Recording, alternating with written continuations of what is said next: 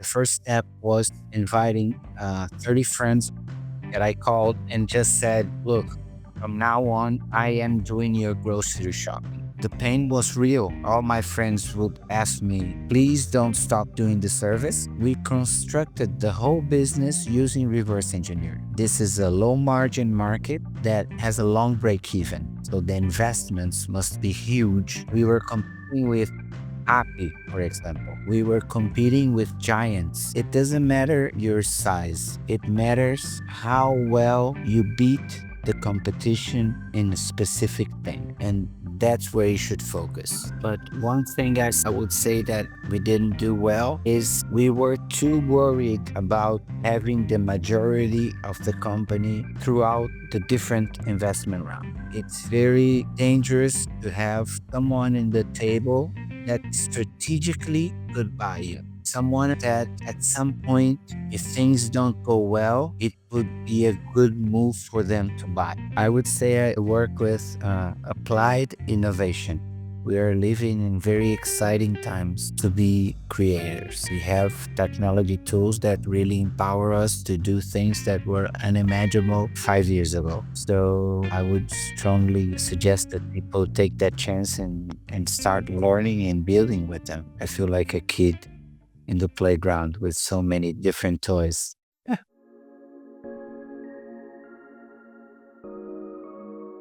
Welcome everyone to this episode of Product Cases with Paulo Rebelo. Adrian Salles is a digital transformation expert with over 25 years of experience across various industries, including e-commerce, technology, and innovation hubs. Adrian's career is marked by a unique approach that combines his generalist background with a passion for building digital strategies and human-centered solutions. From leading Brazil's first fully online supermarket to driving digital channels for renowned brands like Spoleto and Cone, he has consistently prioritized customer experience and operational efficiency. Having collaborated with talented professionals globally, Adrian has leveraged his experience in product innovation, MVPs, and automation to enhance productivity and streamline clients' experiences. As head of transformation at Innovaction and a partner at Jump Hub, Adrian now focuses on offering C-level as a service, enabling companies to access high-level expertise flexibility. Based in Rio de Janeiro, he continues to inspire change and innovation through digital transformation. I think it would be nice to explain a little bit how the services that you are offering to the market right now take place, because people might be interested in knowing more about it. I would say I work with applied innovation. So instead of thinking about innovation uh, as a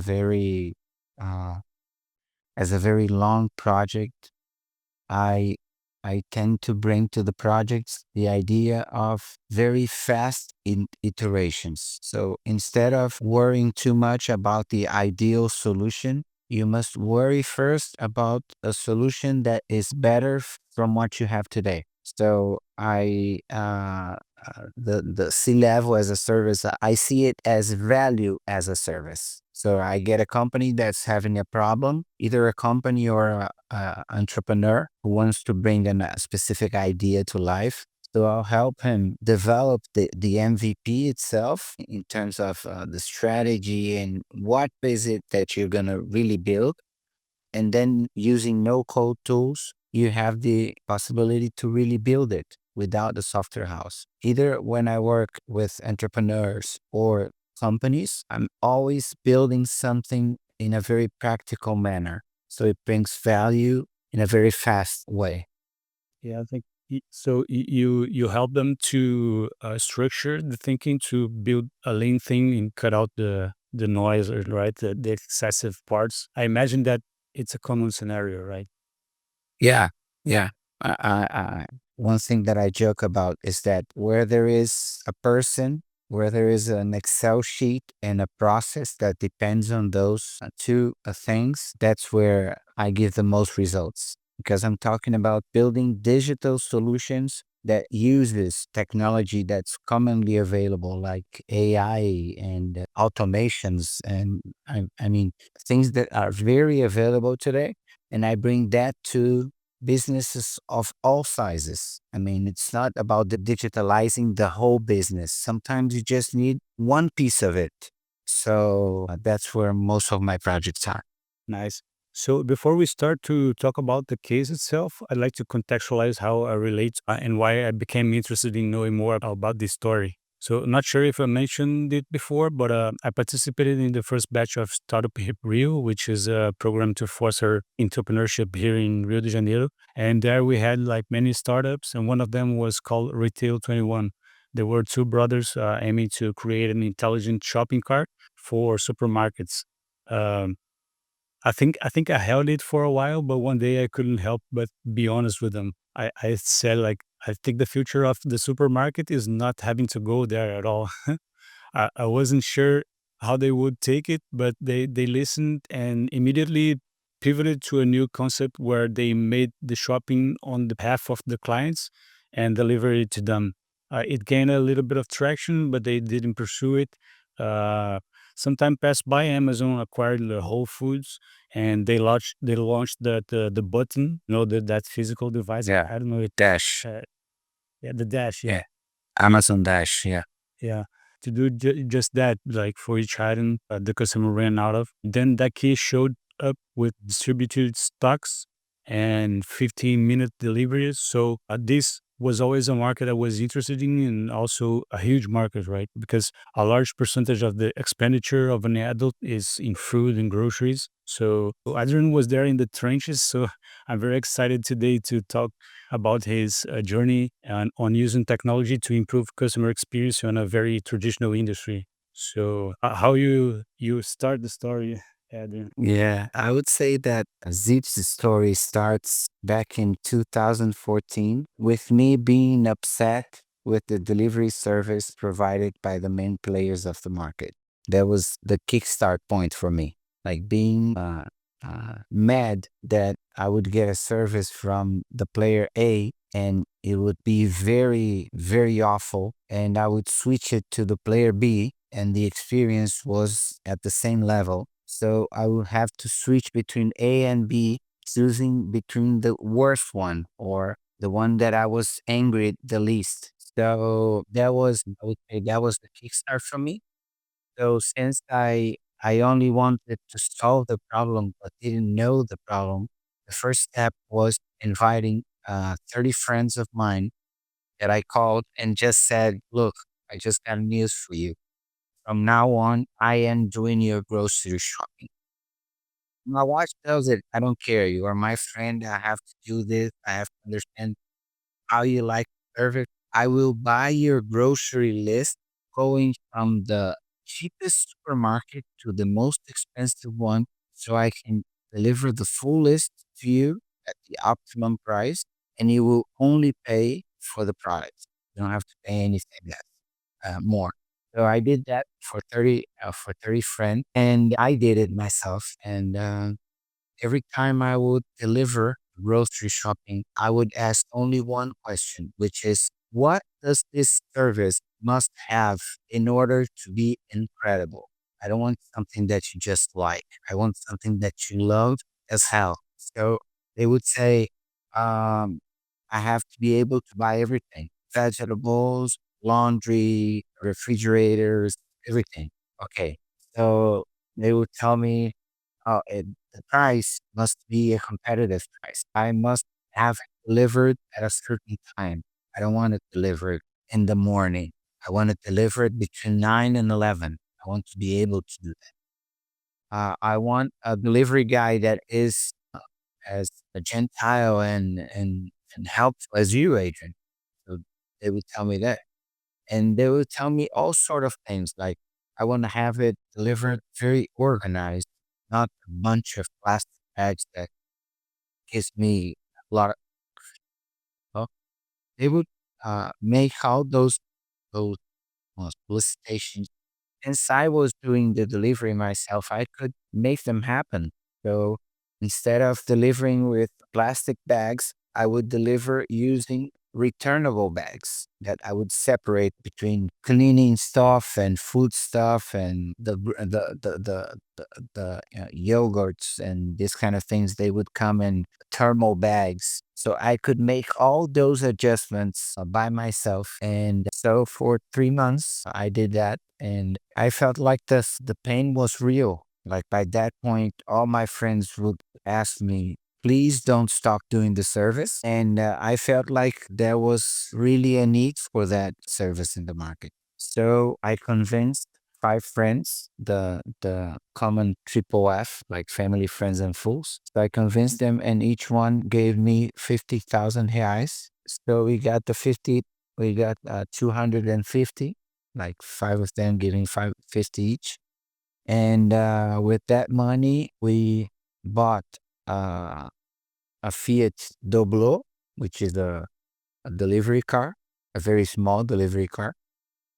We rented a warehouse and we started the e-commerce, so the website itself. So in the beginning, one thing that was very important for us is in order to give a very incredible experience, you must own the experience totally. So to own the experience, the products should be mine, the delivery guy should be mine, the picking part should be mine, everything should be mine. So I could be sure that I would deliver a very incredible experience to our customers. So at first, we would buy most of the products we had in the warehouse. We would buy them directly from supermarkets. When we were small, we bought most of your shopping list in the supermarkets itself, and only those products that they're very frequently buy products. So the products that I knew that were high sellers, like Omo, Comfort, those are the products that we would buy from distributors because I know those products uh, will have a very high giro. A high frequency of consumption. Yeah, yeah, yeah. So see, we only bought for our stock, for our warehouse, the products that we knew that were high frequency sellers. So in that order, we had a higher warehouse efficiency compared to other supermarkets. Because if you are a big supermarket and you want to sell a specific beer, you have to buy a whole lot of that beer so you can put it in different stores. So it's the levels of warehouse usage, they're very important. So we had an advantage in that point because we only bought and stored high seller. Let me clarify a little bit, like the first part of it, where you were validating the idea with your friends and all. This is it's called like the concierge MVP, right? Like Eric Ries calls it on the link startup. And at this point, how you were handling the communication with the clients? It was like WhatsApp or something like that. WhatsApp. WhatsApp, we didn't have any website. So they would give me the shopping list using WhatsApp by using pictures or audios or anything. Because the most important thing is, I think what we did that was very right about Zipp is we use reverse engineering. So we first understood the experience we wanted to offer the clients. And once we understood and decided about that, we constructed the whole business using reverse engineering. So in order to give this, what kind of warehouse do we need? Okay, so we need this kind of warehouse. How is our fleet must be in order for me to be able to deliver your vegetables, your refrigerated product, your common products like dried products. So I mean, we were in 2014 and we were building, I would say, one of the first really customer-centric companies in Brazil, just by the way we were building it. I was curious about the margins. As a market itself, it's a very low margin market. So we're talking about something around 500 billions per year size market. And there are more than 35 players that that have a revenue over 1 billion. So what that tells about the market is that this is a low margin market and that has a long break even. So the investments must be huge in order to sustain that business until it reaches the billion mark revenue. Once you're there, you have a great business because it's huge and you're making 2%, 3%. It's very profitable. But you must have deep pockets, especially if you want to own the whole experience. Because when you want to own the whole experience and you want to expand from Rio to São Paulo, okay, now you have another warehouse, another 10 trucks, another 20 employees. So you need deep pockets. It's Yeah, it's a capital intensive business, very, very intensive. and there's a complexity because perishable goods and everything has a different way of handling it, right? So then what came next? So we had to build all this like the perishables, the vegetables. So at some point we have like 5,500 SKUs inside our warehouse. So it was a huge operation. Everything was next day delivery. So yeah, so you could place an order until like 10 o'clock at night and it would be delivered to you next day in the delivery slot that you chose, like from 7 to 9, 9 to 11. So you could choose that. So that means that most of my picking, like putting the products that you chose inside a bag that will go to your house, is happening at night. So I had an operation that would do the picking at night, would prepare everything for the delivery trucks to go out the next morning at like 6 o'clock and start the delivery route throughout the city. So since we didn't have the vegetables in stock, an operation made to turn someone crazy. So the next day at 4 o'clock in the morning, we would receive like 250 orders that were already pre-picked from the vegetable provider. So we would consolidate the orders and then would take everything to your house.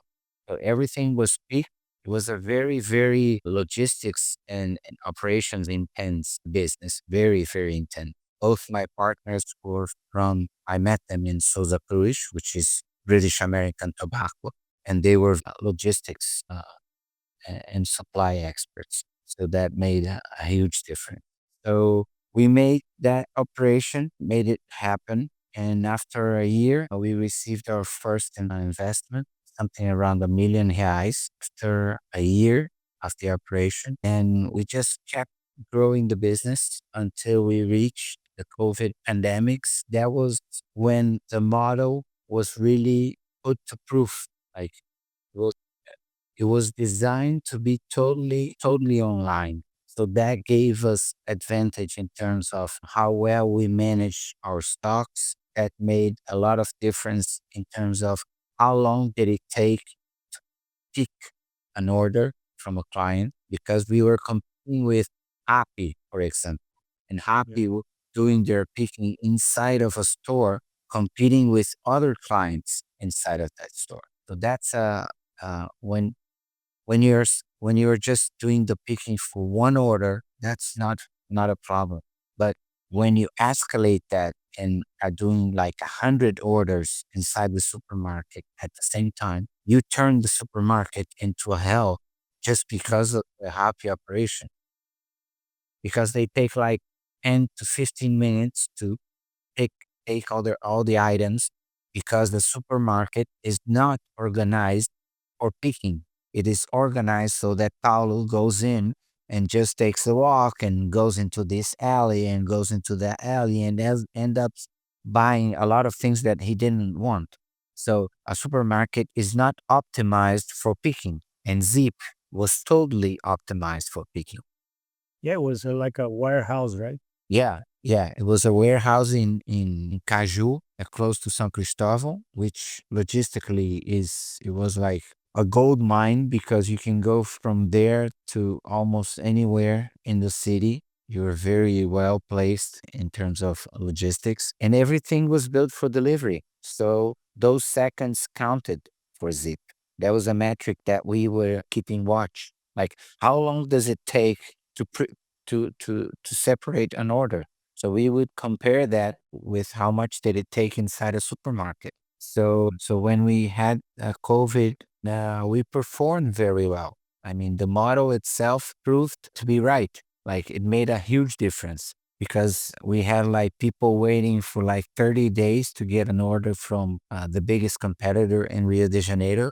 And at Zipp, the most that a client was waiting was like 7 to 8 days. So we were competing with giants, and we were in a warehouse that had like, I don't know, 400 meters square.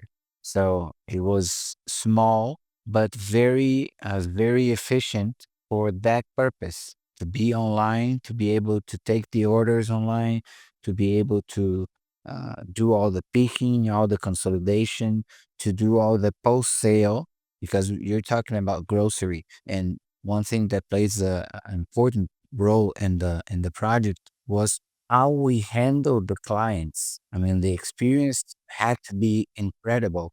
I'm talking about people that called our customer service and said, "Look, I just got the lettuce, but I didn't feel like it was beautiful. So I would like to send it back." And just because he felt like that, and we would be absolutely incredible how we handled the problems. Every customer that had a problem with Zeep, we almost felt glad because the way we handled made them loyal to the brand.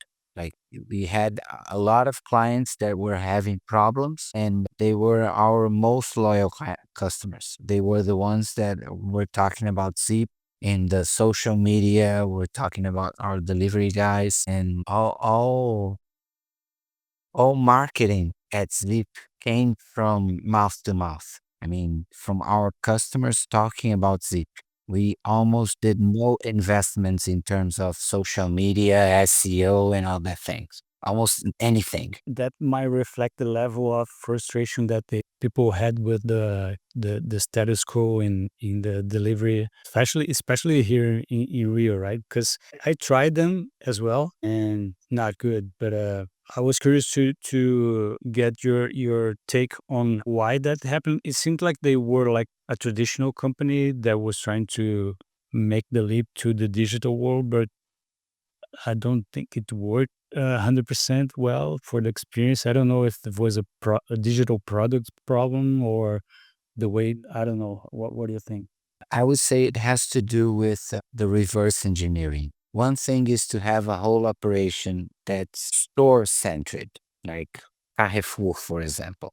They have like 20 different stores, and they have the whole infrastructure ready to provide everything those 20 stores need. So that is one thing. Another totally different thing, it's to worry about picking, to worry how our warehouses are organized so that I can do 500 orders or 250 orders, depending on how well it is organized. How, uh, how much data you are analyzing to know that the rice must come first from the beans because they must be one beside the other. So there is a lot of intelligence in terms of data that will help you bring a lot of efficiency to a digitally centered operation. So what they had as a problem is they were trying to accommodate the digital inside their running operations. It's a different It, operation, right? yeah, Different business. it's totally different. When you have a low level of orders, it's no problem. If you're taking 15 minutes and you are separating only 3 orders a day, that doesn't make any problem. But if you're doing 100 orders a day, then that becomes a problem. So The inefficiency, the inefficiencies start to accumulate and make a bigger effect, right? it becomes impossible. It becomes impossible. Is just like thinking yourself as the owner of a supermarket, of a real supermarket. So you receive your customers and they have the experience. Sometimes there are lines, so they get in line to pay and everything. So from one day to the other, the same supermarket has another 100 customers inside that are not worried about anything than picking their orders the faster they can and get out of there the faster we can. So those 100 extra customers are making the experience of the previous 100 customers a mess. Terrible. Yeah. So at a certain point, the owner of the supermarket will say, listen, no more of you guys. Go do your shopping list somewhere else, but not here. I don't want you here anymore. So it's very hard to accommodate both businesses and really leverage from the online portion because it's a low margin business. That friend that I mentioned in the beginning, he showed me a picture of because they were wearing the t-shirts of the business, and they were like in the line of the supermarket, but they had like five shopping carts, and I said, "What? You're gonna be expelled from this soon, right?" Yeah, that was my life for a long time. I was the guy in the supermarket with like 3 to 4 carts all tied together and doing shopping lists for 3 different customers at the same time. So I know his pain. So then you raised a million. That was Yeah. investors. After 1 year, we raised 1 million. And then before COVID, we raised another almost 2 millions. But one thing, guys, I would say that we didn't do well is we were too worried about having the majority of the company throughout the different investment rounds. So it's like you're worried about having 51% until round D, E. So that way, no matter how much investors you have at the table, you are still the one with the last word. When you have the 51% of the business, no matter what everyone else is saying, if you want to go left, you will go left because I have 51%. So we were 3 partners in Zipp, and 2 of them were very worried about that. Nah, yeah, about losing control. I always thought that it was totally normal to lose control at a certain point, and that my job would be to have so much value that the guy who has control goes and says, Adrian, I don't care. I'm the owner, but you're the one telling everything because I trust you and I want you to run the business. It doesn't matter that you don't have 51%. You can behave like you have 51% because I got your back. But when you're a minority, you're gonna lose. So we always have rounds that were very small for what the business really needed. It's like you're doing a round for 2 million and the business really needed 20 million. But if you have the 2 millions and you put it like this and it works perfectly, then you won't need the 20 million and you will still keep the 51%. That doesn't work. That doesn't work. When you're talking about the business this big, a business that should be around the 1 billion reais of revenue, it doesn't work like that. It can't be that precise. You need to hire people. You need higher warehouse shelves. You need more delivery trucks. So it's very cash intensive. And we're talking about a business. Let's say you're doing like $3 million, 3 million reais per month. Okay. And I tell you, look, Paulo, the break even for this business, we have to be doing like 7 million reais. Okay.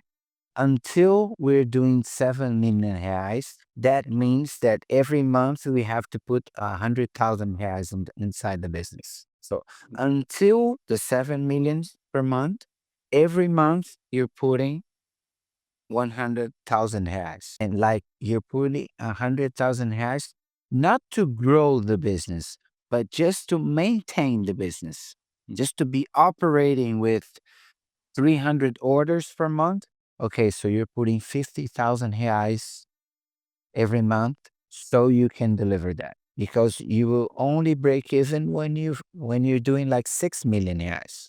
So the tragedy behind Zip is that we were about to break the business not because it was going badly, but because it was doing great. because clients loved it and we just needed more money. I mean, the break even was very far. And So the break even was related to the amount of orders orders.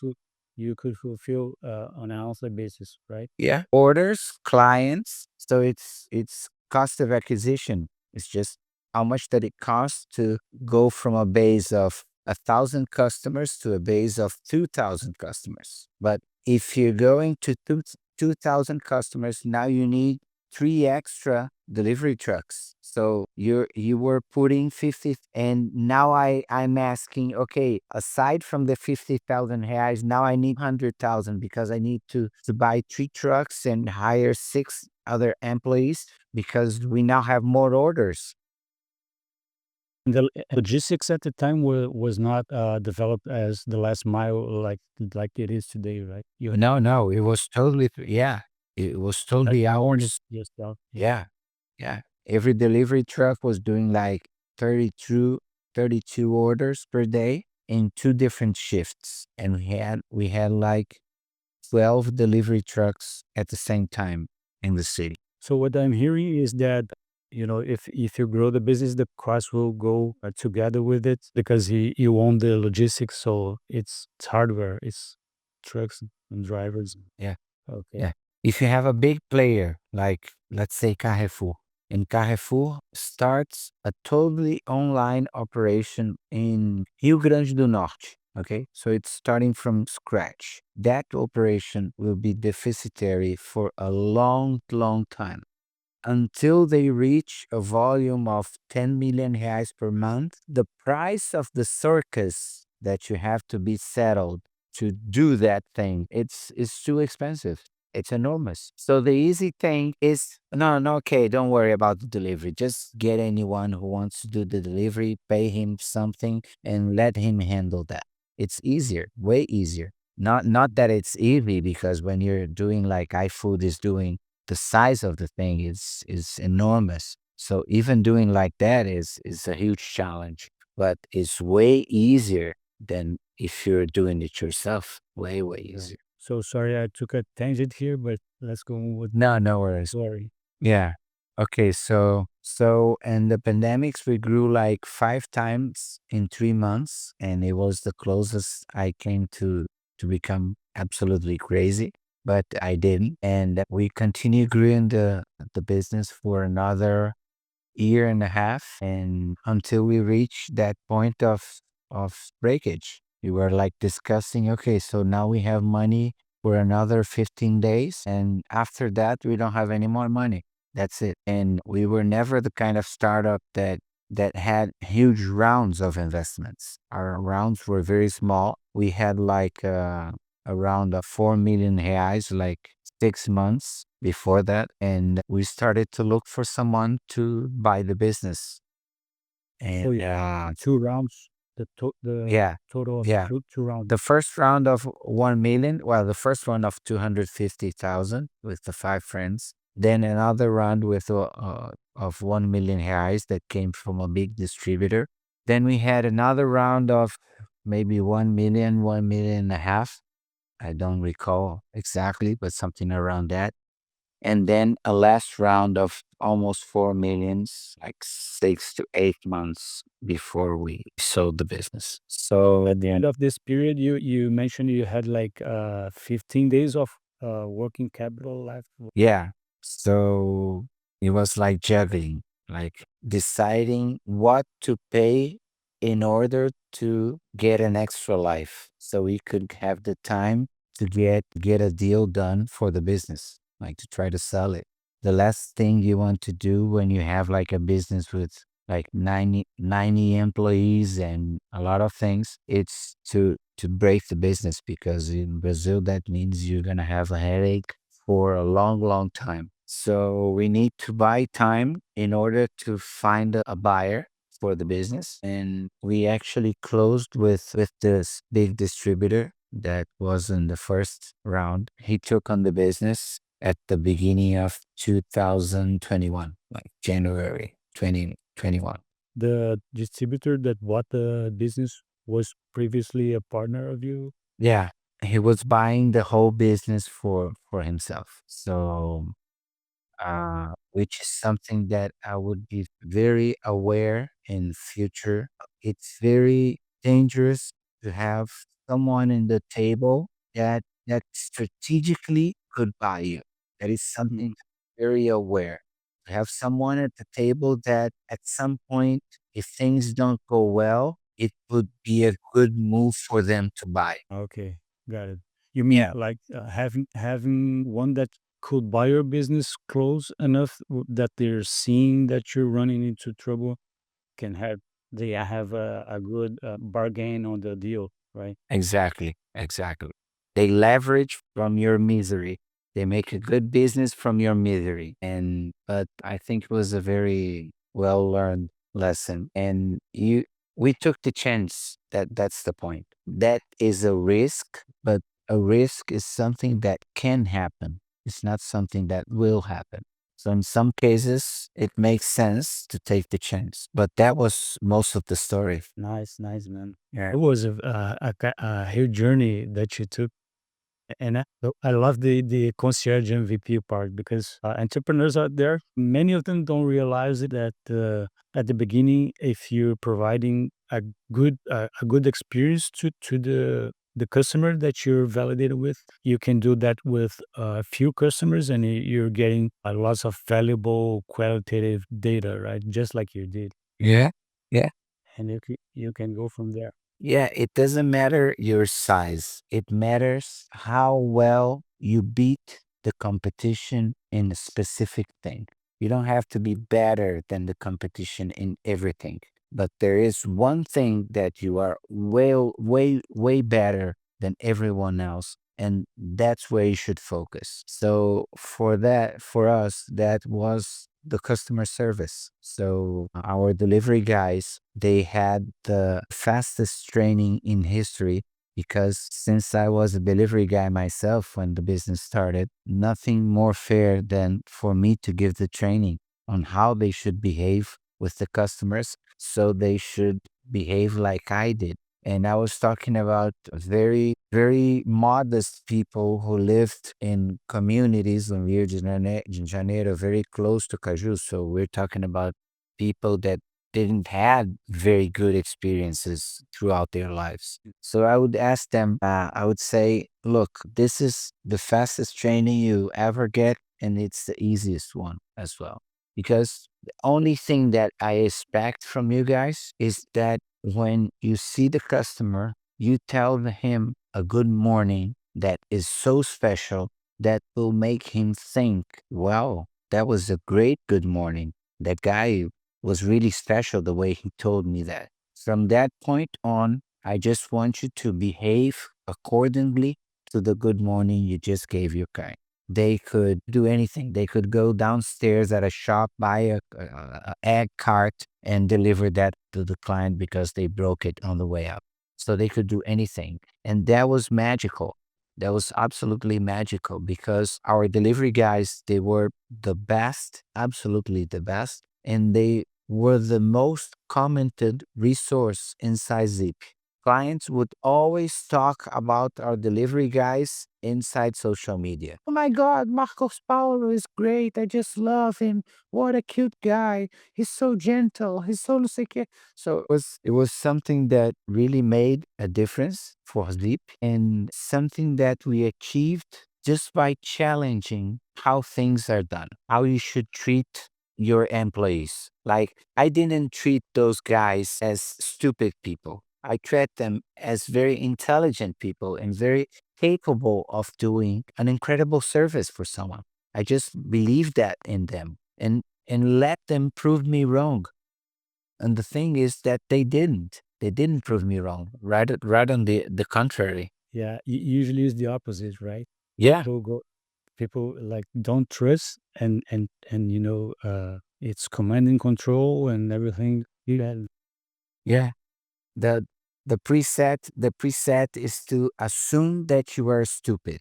So I have to train you in everything, otherwise you will do stupid things. I have to advise you of everything you can and you can't do so you don't do stupid things. That's how we normally treat people. And that's an absurd because you can get amazing performance if you just treat the people right, like adults, like capable people. And one thing that I was thinking as you were telling the story, you took a strategic logistic point in the city, right? And you chose to concentrate there, the warehouse and everything. And now I see these new businesses like Daki. They use these like distributed small points in the city so that the logistics is just last mile, right? So they're already close to the final client. So that introduces a new level of complexity to the operation as well. But how you think that is there an advantage? I think they supply the clients with different needs. Okay. It's a different need for me to buy the grocery for my house from the need that I'm cooking something and I need some tomato sauce and a soda. Just So Pe- it's just a small order. The price will be small for that order. When you're talking about grocery shopping, you're talking about 1,000, 1,500 reais for an order. So it's just a different kind of business, totally different kind of business. Like Daki couldn't provide a service for 250 customers that placed orders of like 1,000 reais each. They would explode if they did that because the size of their business is not made for that. They have a very small assortment of products, so it's a different pain. I'm thinking as the customer who uses that key has a different job to be done than from the one who does their shopping at Carrefour or Zona Sul or something like that. I was in San Francisco in 2000 and what was that, 17 I think, and I was trapped when a friend of mine ordered a popsicle in Amazon. I said I couldn't believe like he ordered a popsicle and it arrived like 10 minutes. Why they're so ahead in logistics? At the time they were for sure, and probably they still are. But why you think that is? Their whole infrastructure is better. If you go to any state in the US and you have to go to a drugstore, you have a parking space for you there. If you go to a bakery, you have a parking space for you there.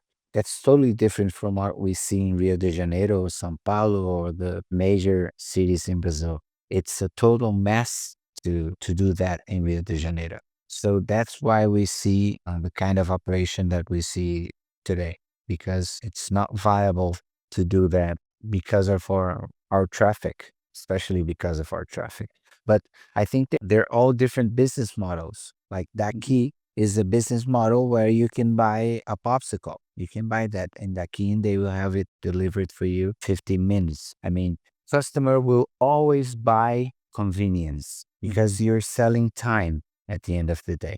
We're selling time and that's the most valuable asset. So there's always market for convenience, but I think there are different models that don't compete. So what do you think you think that you wish you knew before starting and you would have made different in Zip? For sure, I would have 10x all my investment rounds. So when we first took 1 million, I would have taken like 10 millions. When we asked for 2 millions, I would have asked for like 40 millions. So that's one thing that I would do differently. Yeah, I guess that's I think that that's the biggest mistake we made. We assumed that you could build $1 billion business with your own hands. And you can do that when you have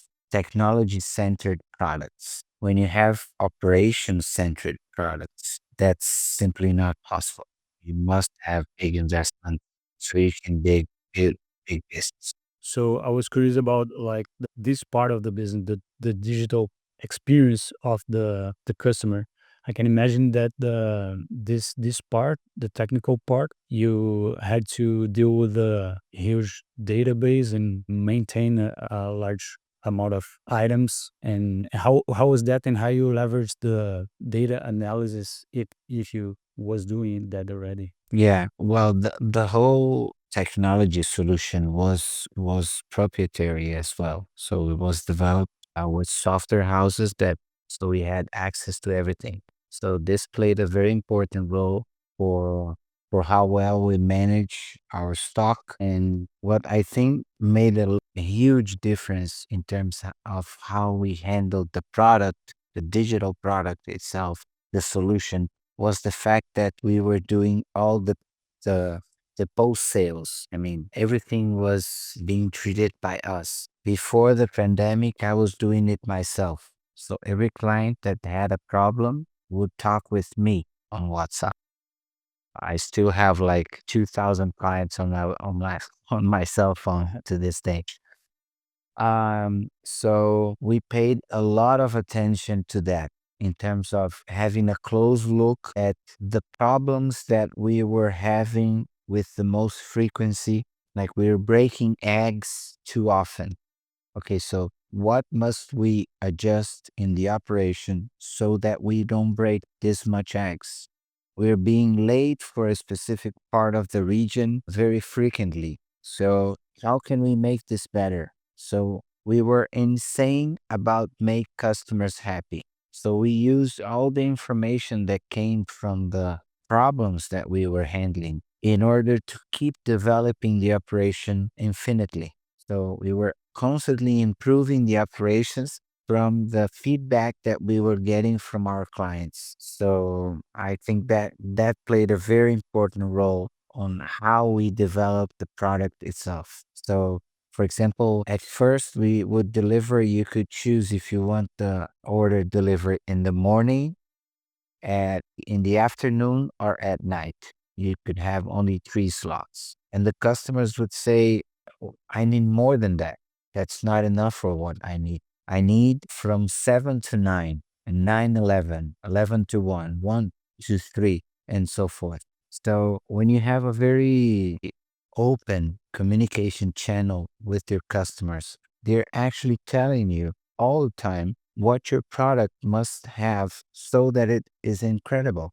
You don't have to worry this much. You just have to worry to listen, to be there to listen, and to be egoless so that you understand that what the client is bringing is the truth. You don't have to overanalyze it. If you have like six different people every day telling you that the meat is not arriving at the correct temperature, you don't have to ask if they're doing some problem. You just have to find it and fix it.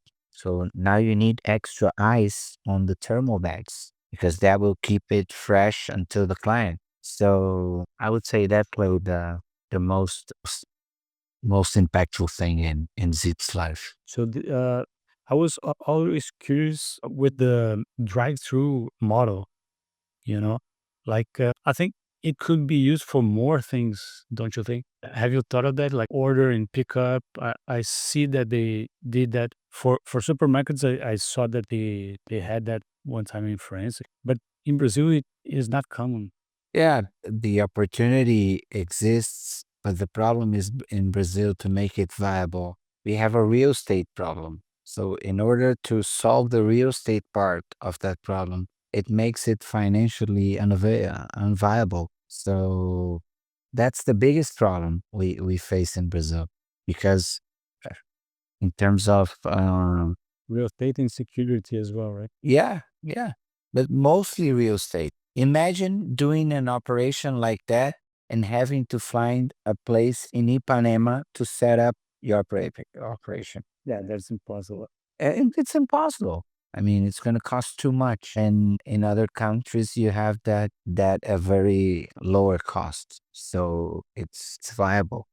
But for sure, the opportunity exists. And what I think that maybe there is a very big opportunity when you're really willing to think outside the box. So if we think as, let's use Uber as an example. So Uber tells you, Paulo, do you have a car? Yes, I have a car. Okay, so I'll give you work. You have a car? I'll give you work. Why don't we have businesses that does the same thing but with a room at your house, Paulo. Like, hey, Paulo, do you have an extra room at your house that you're willing to put an extra refrigerator in? You do? Okay, I'll give you orders that you have to deliver yourself and they're within your block. And that will give you an extra money. So now you have a room in your house where you put a refrigerator or where you put anything that you want. And okay, Paulo, now you are one businessman You take your bike, and you go deliver to your neighbors. I'll give you the orders and you do the last mile. You do the inventory, so you keep that in your house and you will do the last mile. I think there's a huge opportunity in businesses like that. There is a business there for sure. It's just for someone to go and take it, make it happen. But the business exists for sure.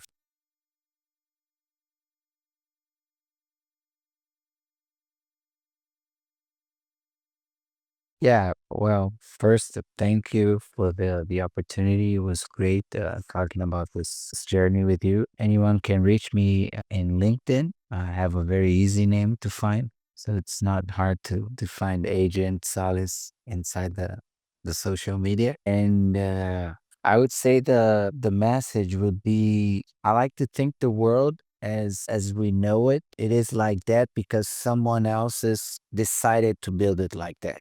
So I like to think the world that's something that all of us can go and play with it like Play-Doh and do it in a different way. I think that's what we are here for. I mean to express it in that way. So I think we are living in very exciting times to be creators because we have technology tools that really empower us to do things that were unimaginable in like 5 years ago. So I would strongly suggest that people take that chance and start learning and building with them. Yeah, especially now, right? That was a big revolution that we haven't seen for a while. The artificial intelligence. Ha- you're playing with it already, right? Let's do an extra right Yeah, yeah, for sure. For sure. what you're doing. I'm playing a lot of artificial intelligence tools. I use them mostly within the solutions I build for businesses. Like I have a recruitment consultancy client, and it's operationally very important for him to be able to take the link from someone inside LinkedIn. I mean, the profile link, and be able to have the curriculum of that person and be able to take the notes that you made when you interviewed that person and use those three informations to create a summary of that person. So that was mostly made by hand, and you can use artificial intelligence just to build this kind of things. And it's very good for this kind of task. So I mostly use AI inside the projects as a part of the project, not as the project itself. It's not an AI project. It's a project that on a specific task for that process uses the AI to get an answer or to get an output that we would be doing it by hand. So that's what I play the most these days. I feel like a kid in the playground with so many different toys. Thanks a lot, man. Appreciate it. Thank you. Thank you.